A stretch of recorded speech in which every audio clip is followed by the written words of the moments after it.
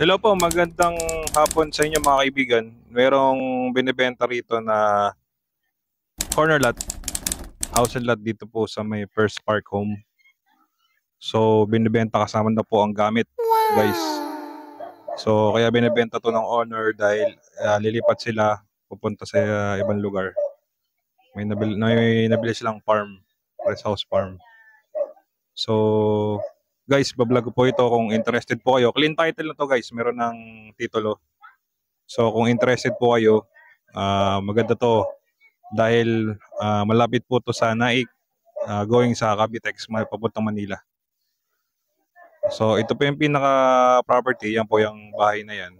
So itutour ko po kayo ngayon. Maganda po kasi sa First Park Home, bali meron na siyang bakod. Yan. Ayan yung pinaka-corner niya.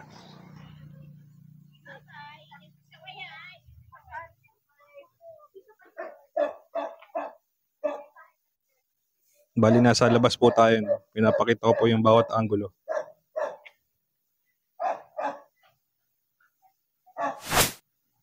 So maganda kasi lilipatan nyo na lang to guys. Once na nabili nyo to ng full amount yung price ng owner, yan, pwede na kayo lumipat. Kaya masasabi ko nga guys na ito ay lipat agad. Pag kinuha nyo po itong property to. Yan, bibidyoan na ho natin loob.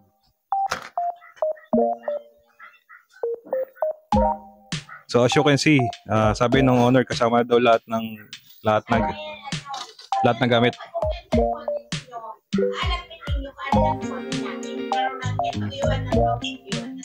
Yan, iwan na po yan, Nay.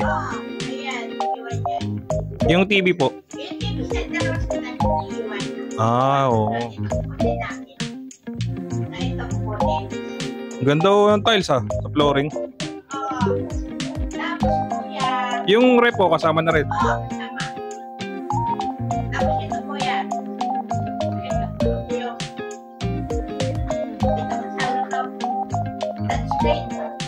Okay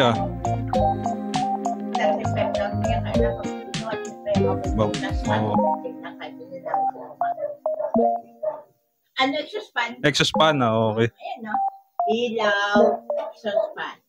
Okay, no? Pero pwede rin kayo magluto sa labas. May allocation kayo. Mawawalat na sila kayo.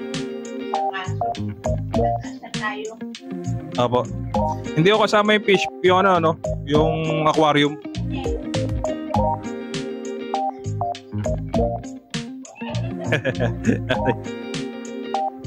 Ano po ito? Kwarto po?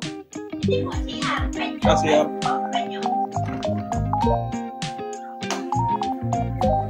May tao ba sa loob? Baka nagbibideo ako dito.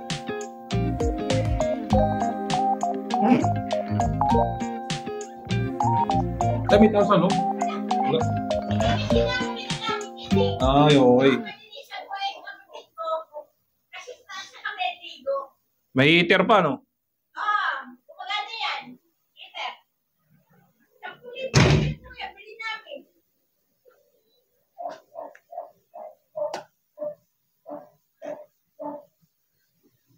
Yan, kasama yung kuya. Split type, no?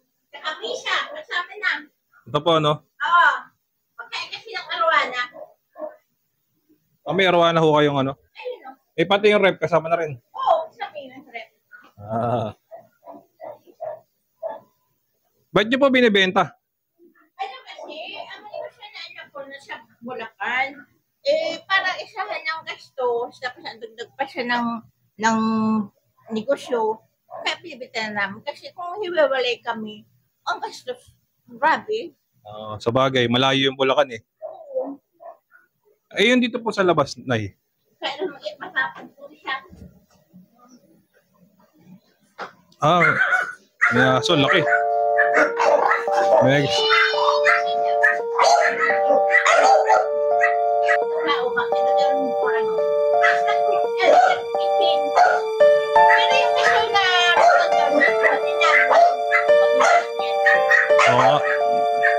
Hindi na tayo mapasok, baka makagat tayo ng aso. Oo, baka tumalon eh.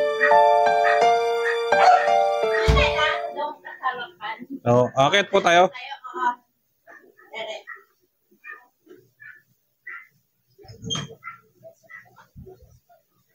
Okay guys, akit tayo sa second floor.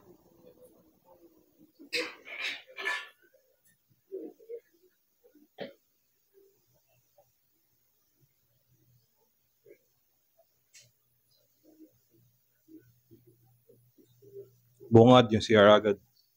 Pero maganda dahil ano nila yun. Napaganda yung CR dito. Ito, dalawang siya ba yun? Ito yung ano na anak ko. Opo. Kwarto niya. May shower din. Kasi wala nga lang heater.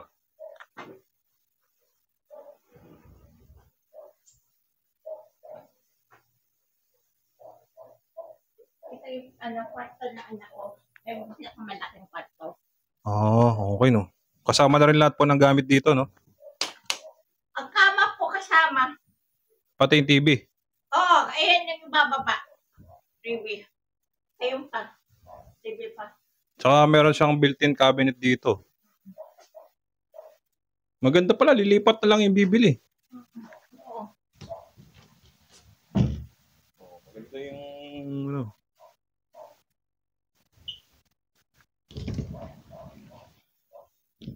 Doon po sa ano. Doon.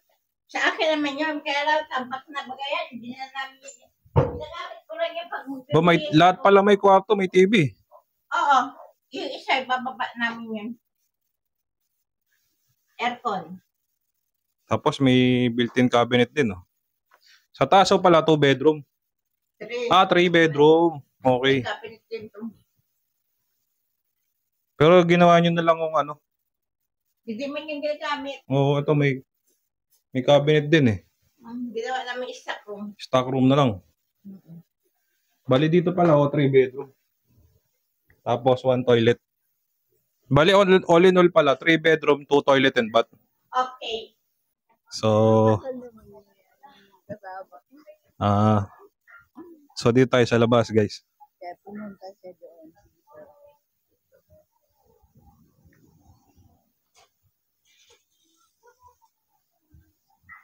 Yan, tapos ito yung pinaka parking. Carport area.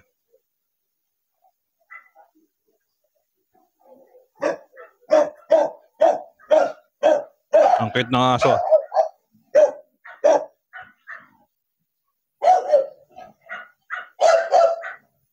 So napa-extend na yung likod. Yun yung binidyoan natin kanina, kaso nga lang di tayo nakapasok kasi may aso eh. Baka gatin tayo. Yan.